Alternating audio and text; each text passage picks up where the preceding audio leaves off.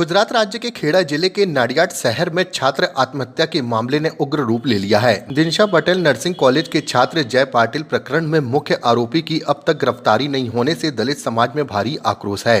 दलित समाज के नेताओं और भीम आर्मी कार्यकर्ताओं ने कलेक्टर कार्यालय के बाहर जोरदार प्रदर्शन करते हुए चक्काजाम कर दिया, जिससे यातायात प्रभावित हुआ और पुलिस प्रशासन के खिलाफ नाराजगी जताई गई। प्रदर्शनकारियों ने चेतावनी दी है कि आरोपी की जल्द गिरफ्तारी नहीं हुई तो बड़ा जन आंदोलन किया जाएगा और पीड़ित परिवार को न्याय दिलाने की मांग तेज की जाएगी। स्थिति को नियंत्रित करने के लिए पुलिस बंदोबस्त बढ़ाया गया है, लेकिन गिरफ्तारी को लेकर अब भी सस्पेंस बना हुआ है। नाम शू? दिनेश मकवाणा खेरडा। अहींया शुं रजूआत थया छे तमे? जय पाटिल नामना युवके आत्महत्या करी ए तो कॉलेज प्रशासन थकी मानसिक शारीरिक टॉर्चर थकी जे एने आत्महत्या करवा मजबूर कर्यो અને આજે ઘટનાના 15 દિવસ પછી પણ આરોપીઓ નહીં પકડતા હોવાથી અમો લોકો સમાજ અને પીડિત પરિવાર સૌ સાથે ભેગા થઈ અને ધરણા ઉપર ઉતર્યા છીએ। આજે ધરણાને પણ 3 દિવસ થવા આવ્યા છતાં પણ હજુ આરોપીઓ પકડાતા નથી, એટલે આ જે આંદોલન છે એ અમારું યથાવત ચાલુ ને ચાલુ રહેશે। પણ ગાંધી ચીડિયા માર્ગે અહિંસક રીતે आंदोलन अमारू चालू रहेशे।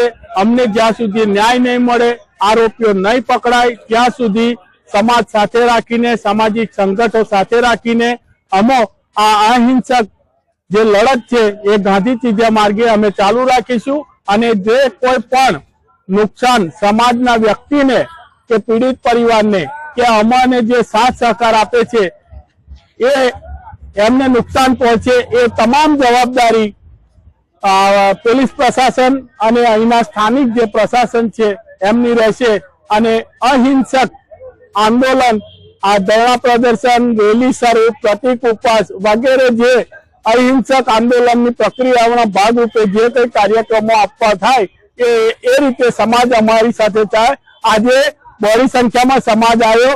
જો આરોપીઓ નહીં પકડાય તો અમારો સમાજ અમારી સાથે છે, એટલે કાલે આથી ડબલ સંખ્યામાં અને દિવસે દિવસે સંખ્યા વધુ એકત્રિત થશે અને અહિંસક આંદોલન ચાલુ રહેશે એ અમે આજે જાણ કરીએ છીએ આ મીડિયાના માધ્યમથી કે એ આંદોલન આપણે આજે જમા થયા છે શું કારણથી અને આગળ શું કરવાના છે?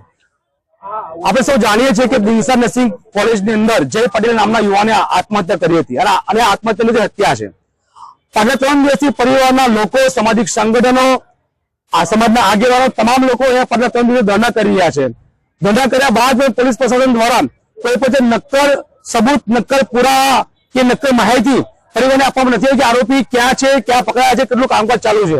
અમે ગઈકાલ સાંજે કલેક્ટર સાહેબની મુલાકાત કરી હતી। મુલાકાત દરમિયાન અમે કીધું હતું કે જો આજ સુધી આરોપીઓ નહીં પકડાય તો અમે ઉગ્ર આંદોલન કરીશું, ધરણા કરીશું અને રોડ રસ્તા અમે જામ કરીશું।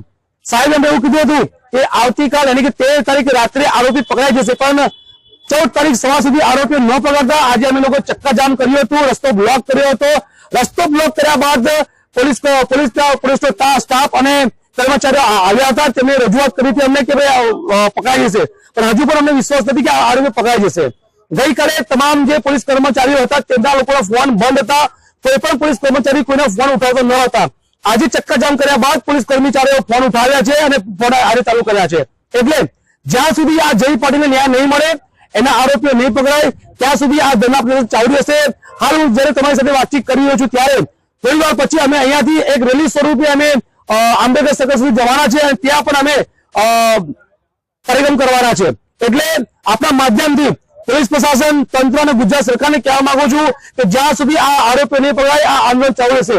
અને જ્યારે ગુજરાતના ગૃહમંત્રી એવું કહેતા હોય કે કોઈ પણ ચમકબંધી છોડવામાં નહીં આવે તો પછી આ સામાન્ય લોકો, જે લોકોએ જાતિવાદ કરી, હેરાન કરી અને યુવાનને હત્યા કરવા માટે મજબૂર કર્યો છે, તો પછી આ આરોપીઓ કેમના આટલા નાસ્તા ફરે છે? પાછલા 7 દિવસ થઈ ગયા છે, 7-8 દિવસ થઈ ગયા છે એફઆઈઆર લખાયા બાદ હજુ પણ આરોપીઓ પકડાયા નથી। એટલે જ્યાં સુધી આરોપીઓ નહીં પકડાય, સામાજિક સંગઠનો, ભીમ આર્મી, સમાજના આગેવાનો, પરિવારના લોકો આ જગ્યા છોડવા નથી અને 2 કલાકે ઉગ્રથી ઉગ્ર આંદોલન આપીશું। આ દરમિયાન પરિવારના કોઈ સભ્યો, સામાજિક સંગઠન યા ઘરના કોઈ પરિવારને કંઈ પણ નુકસાન થાય છે એની તમામ જવાબદારી આ સરકારી તંત્રની રહેશે, કારણ કે સરકારી તંત્ર આ આરોપીને પકડવામાં લુલું ઉતર્યું છે અને અમે એવું માનીએ છીએ કે પોલીસ પ્રશાસન અત્યાર સુધી આ લોકોને છાવી રહ્યું છે।